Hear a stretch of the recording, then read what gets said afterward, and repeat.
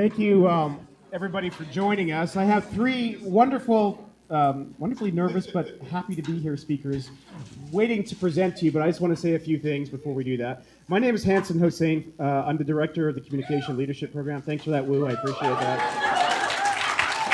For those who haven't seen me in a few months, days, or years, so when I used to have dreams about losing my hair. Last night, I actually had a dream about my hair growing back, which is really weird. But it was growing back like bad grass, growing back in uneven clumps. So welcome to my new look, Mark II. Just wanted to say a few words about what's been going on. You know, many of you came into the program over the last few years. We have the Master of Communication and Digital Media as the main brand, and most of you have that as your degree or in that as your degree. And we have just celebrated our first year as the Communication Leadership Program, which now has a second degree right alongside the MCDM, the MCCN, the Communities and Networks degree. And it's just demonstrative of the incredible rate and pace of change that we're seeing right now. I was in San Francisco 2 days ago visiting some of our alumni, one who works at Facebook, one who works at Pinterest.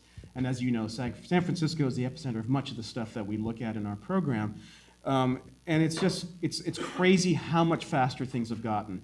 And for us, even as we have this incredibly vibrant graduate program that tries to capture the essence of what's happening, it's also a challenge for us. And so to celebrate our students here today is not just about seeing what they're working on, it's also a reflection of how much we have to connect and listen to their perspective, because there's no way that we are, as faculty and administrators of this program, the experts of this.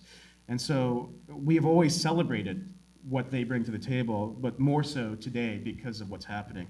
In fact, just a few weeks ago, Forrester, which does a lot of business research, says that disruption itself, and disruption is a word that gets overused in our world, is being disrupted itself. And that's a little crazy. What does it mean that disruption is being disrupted? So traditionally, disruption has been something about business models that, you know, you've got industries that have existed for decades, like, say, the horse and buggy industry, and that over 5, 10, 15, 20 years, as the automobile comes around, they go out of business. And so you can kind of see disruption coming, at least traditional disruption. And it's usually being a matter of years or decades. What they mean by disruption being disrupted is that it's now a matter of months and weeks, that it's happening so fast that our businesses, our legal systems, our societies, our cultures don't have a chance to keep up with it. And so that's the challenge we all face today. And that's why it's so important for us to get glimpses when folks in our program, at our university, have a chance to take a step back and say, wait a minute, I know I'm doing this for a living, but I have to see around corners now. I have to stay relevant. So I'm going to actually take this graduate degree, or I'm going to go to take that seminar, or I'm going to read this book, I'm going to look at this blog, because it's about connecting the dots today. And so for us, that's really what we focus on when we're looking at this rate of change. But even as we get scared by so much of this, that, oh my God, I have to know the latest platform, I have to have this device, what I'm hearing increasingly from the futurists that I look at is that the two things that are going to really matter moving forward are how we connect and inspire community, how we leverage and manage them, and that storytelling, which is the heart of our program, is going to be fundamental in this world. So even as we're talking about data science and the Internet of Things and wearables and whatever else, we're still looking about how we can inspire people to do things differently than what they do, and that's ultimately what we look at in communication, persuading people. So story for us, that emotional heart, whether you're extracting a story from the data or creating your own story, really, really matters. And that's why we have made it our platform, which means that we don't get into this arms race of the latest social media technology or the latest device, because we recognize that there is that essence there. It's really about connecting to humans, you know, delivering relevance, utility, entertainment, and finding ways to improve their lives. And for us, storytelling is it. So it's really important to us, and some of the things you're going to see from our students tonight are tantamount to that. So the Screen Summit is something that developed a few years ago because we were listening to our students. And they said, great program, starts really strong, we're not quite sure it finishes well. Because students, they all come in at the same time, but they don't finish at the same time. We're really flexible in terms of how many classes they take. Some are full-time, some are part-time.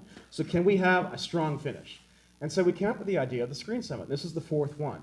And yes, we could always rest on our laurels as a successful graduate program that's leading the way in storytelling and connection, but we always want to see how we can do things better. And so yes, we definitely celebrate our students. They get a chance to showcase their work, and you've seen some of the most amazing presentations outside today. By the way, can we just recognize the students who are presenting, who not only are presenting here today, but also were out there showing their thank you. And those who did, can they stand up, please? Those who did present.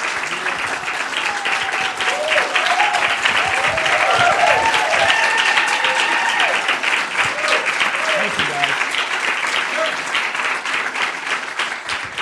So here's why what they've done is a big deal to me.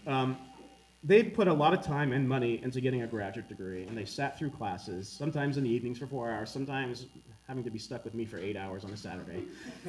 And so they've done their work, okay? They've done it. And so we come to them this year and say, hey, there's this incredible agency called Extreme Arts and Sciences who train the best leaders in the world in how to present and to speak, and they've actually want to partner with us and help our students do the same thing. If you guys want to get a little bit of their secret sauce over a few weekends and then have a chance to present, you can do that. I mean, and so they say, yeah, I want to punish myself even more by doing this. And so they prepared yet another presentation out of the work they've already done in the program. They put themselves in front of a series of critics, peers, judges for 2 weekends, and they don't have to do this. It's entirely voluntary. But they do it because they want to have something that they can feel proud that they can show to the world. They want to get better at what they do, and they want to connect to our community. And so those who did finally go through this entire process have to be commended, because this was not easy, nor was it required of the program. This was just a bonus. And the fact that they're here tonight and that you're here, it really matters a lot to them, and it matters a lot to me. So I'm glad that we had a chance to shake it up and do that, because ultimately the Screen Summit is about connecting our program, our students, their work to the community. And there are many of you here who are not in the program, but who have some kind of relationship with it. And this is great. This is what we're all about. University traditionally as a business model is about ivory towers and research and doing great stuff, but mostly keeping within the confines of academia.